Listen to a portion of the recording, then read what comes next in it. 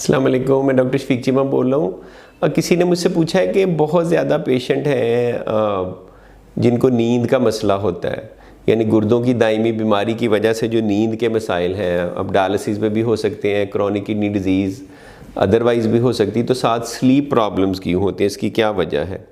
उसकी वजह एक तो ये कि गुर्दों की बीमारी खुद एडवांस स्टेज में आपकी नींद उड़ा सकती है, या बहुत ज़्यादा भी सो सकते हैं, लेकिन ज़्यादा केसेस में आपको नींद सही तरह से नहीं आती।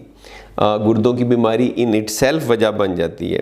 फिर इसके अलावा कुछ ऐसे लोग हैं जिनको उसकी वजह से डिप्रेशन होता है, एंग्जाइटी होती है, इससे भी नींद के प्रॉब्लम होते हैं। कुछ लोग डायलिसिस करवाते हैं, उनकी डायलिसिस इतना अच्छा नहीं होता, डायलिसिस की क्वालिटी अच्छी नहीं होती, या कम डायलिसिस करवाते हैं, तो वो जो सारे यूरीमिक टॉक्सिन्स हैं, केमिकल हैं, वो ब्रेन पे असरअंदाज होते हैं, आपकी नींद उड़ा देते हैं।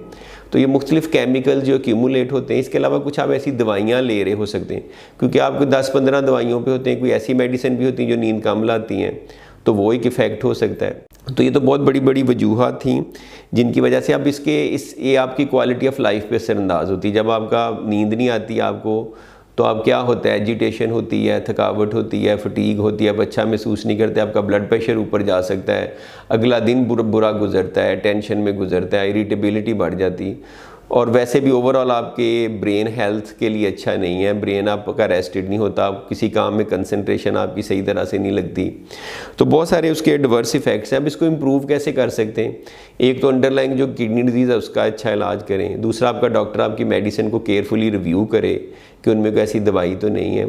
तीसरा ये हो सकता है, अगर आपको डिप्रेशन एंग्जाइटी डायग्नोज हुई है तो उसकी मेडिसिन लेने से बेहतर हो सकता है। चौथा, अपनी स्लीप हाइजीन बेहतर करें। कुछ लोग दिन को सोते हैं तो फिर रात को कैसे नींद आएगी, तो दिन को सोना ख़त्म करें, रात को सोएं।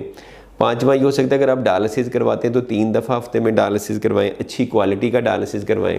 छठे नंबर पे, अगर ये सारी चीज़ें वर्क नहीं करती तो कभी कभी आपको स्लीप मेडिसिन से हेल्प लेनी पड़ती है।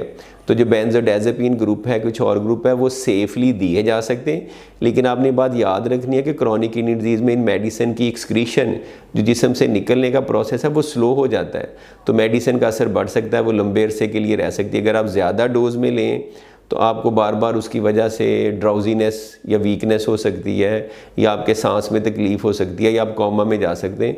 तो जो स्लीप की मेडिसिन है वो under the supervision of a doctor या नेफ्रोलॉजिस्ट लेनी चाहिए। Thank you.